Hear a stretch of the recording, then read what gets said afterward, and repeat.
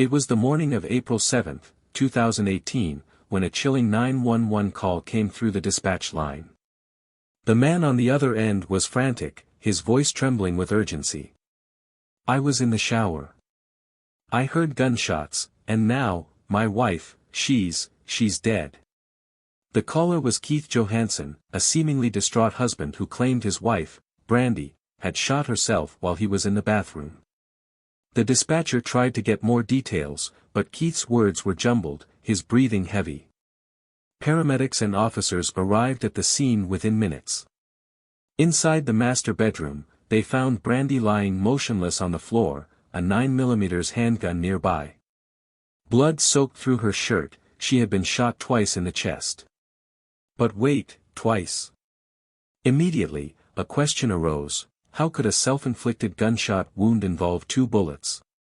Brandy's 6-year-old son was in another room, watching cartoons, completely unaware of the horror that had just unfolded. He hadn't heard screaming. Just bang, bang. And then silence. Keith was standing nearby, completely dry, strange for someone who had just stepped out of the shower. His hands were shaking, but there was something off.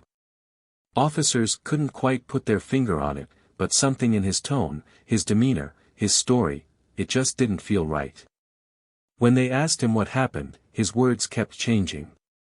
First, he said Brandy was playing with the gun. Then, he hinted that she might have been suicidal. And then, his version of events took a bizarre turn. Could there have been someone else in the house? Could Brandy's own son have done it? Officers exchanged glances. They had seen grief before. They had seen shock, panic, denial. But this? This felt different. And they were about to find out why. Because when the truth finally came out, it was far worse than they had imagined. Keith Johansson had an answer for everything. But the problem was, none of them made sense. When officers pressed him on his story, his explanations kept shifting. One moment, Brandy had been playing with the gun. The next, she was suicidal. Then, maybe an intruder had been there. And then, her 6-year-old son was somehow responsible. Something wasn't right. As officers examined the house, they found even more red flags. First, Keith wasn't wet at all, odd for someone who claimed he was in the shower when it all happened. Then, they found scratches on his chest, the kind you'd get from someone fighting for their life. And most importantly, surveillance cameras. Keith and Brandy's home was wired with security cameras, but 2 days before her death, Keith had removed the camera from the bedroom. Why?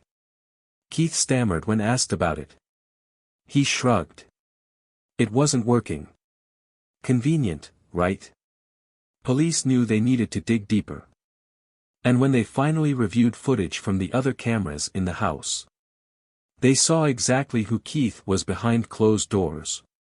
Keith Johansson had painted himself as a devastated husband, heartbroken by the sudden loss of his wife. But detectives weren't buying it. His story was too messy. Too inconsistent. Too suspicious. For starters, how does someone shoot themselves twice in the chest? Then there were the physical signs. Keith had no water on his skin, even though he claimed he had just stepped out of the shower. He had scratches on his chest, like someone had tried to push him away. He claimed Brandy was suicidal, but there was no history of depression or mental illness. And then, the biggest red flag of all, the missing security camera. Keith and Brandy's home had cameras throughout the house. But the one camera that could have shown exactly what happened. Keith had removed it just 2 days before Brandy was shot. Why? Keith's behavior in the interrogation room started to change. He fidgeted. He hesitated. And when investigators finally checked the remaining security footage, they found something horrifying. Keith wasn't the grieving husband he pretended to be. He was something else entirely. And the footage would prove it. As detectives sifted through the evidence, they stumbled upon something that would completely shatter Keith Johansson's version of events, the home surveillance footage.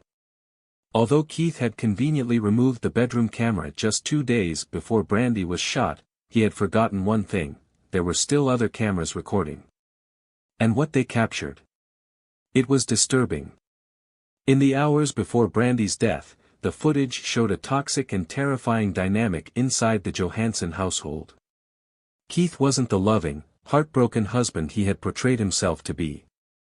He was angry, controlling, abusive.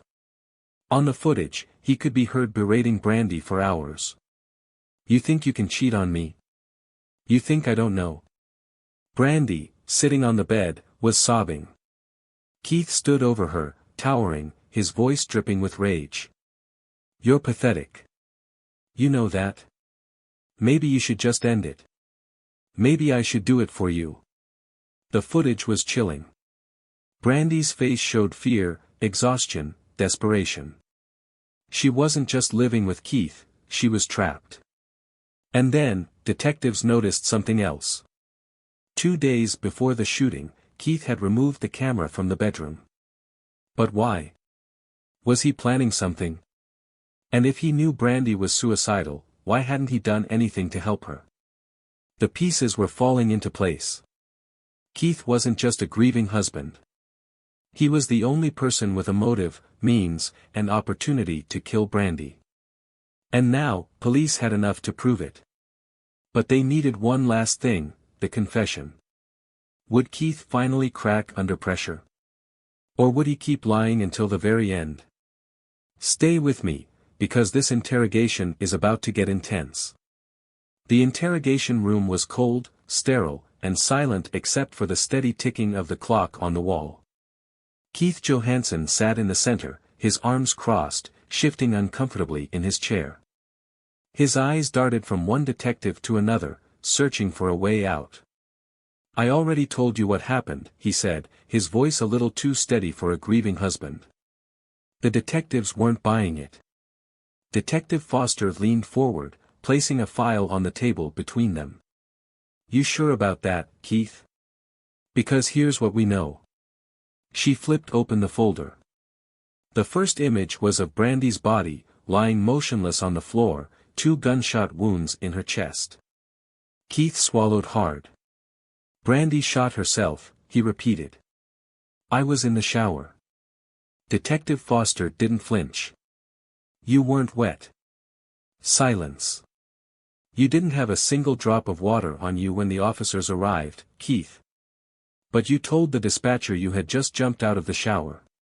So explain that." Keith exhaled sharply, shaking his head. "I don't know, maybe I dried off quickly." Detective Martinez, standing in the corner, scoffed. "So you mean to tell us, in the panic of seeing your wife shot on the ground, the first thing you did was grab a towel and dry off completely? Before calling 911. Keith's lips parted as if searching for the right words. None came.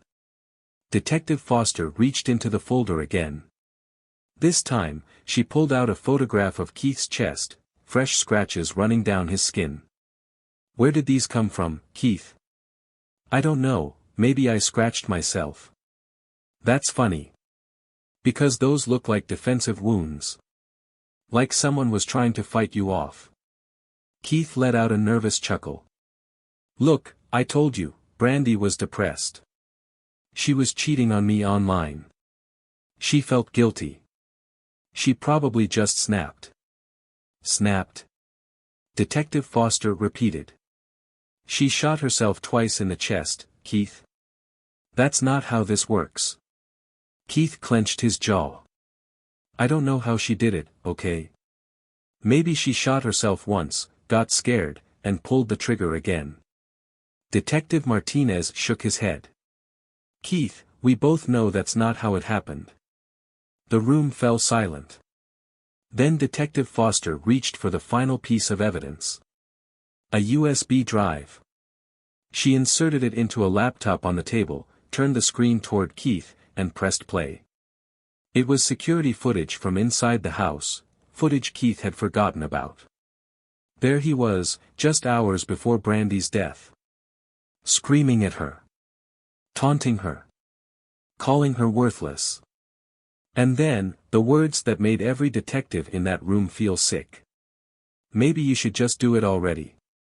Keith's face drained of color. His hands curled into fists on the table. Detective Foster paused the video. Keith, why did you remove the bedroom camera 2 days before Brandy was shot? The silence that followed was deafening. Keith looked down at his hands. His breathing became uneven.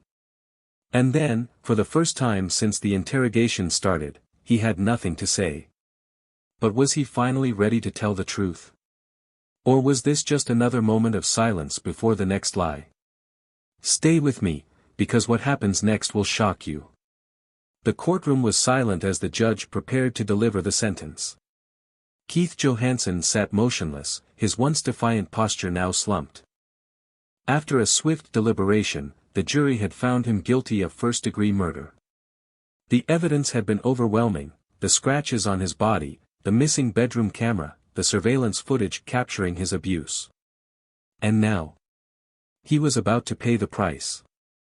Mr. Johansen, you are hereby sentenced to life in prison without the possibility of parole. Keith barely reacted. Maybe, deep down, he had known this moment was inevitable. Brandy's family, sitting in the front row, wept quietly. They had spent years trying to support her, watching her slowly lose herself in a toxic, controlling marriage. And now, she was gone. But justice had finally been served. Still, the question lingers: could this tragedy have been prevented? Brandy wasn't just the victim of one act of violence, she was the victim of years of control, manipulation, and emotional abuse. How many times had she wanted to leave but felt trapped? How many warning signs had gone unnoticed? If you or someone you know is in a toxic relationship, please don't wait. Don't ignore the red flags. There is help. And there is a way out. This case is a tragic reminder that abuse isn't always physical, it can be psychological, emotional, and financial. And sometimes, it escalates into something far worse. So now, I want to hear from you. Do you believe justice was served in this case? Could something have been done to save Brandy before it was too late? Let me know in the comments.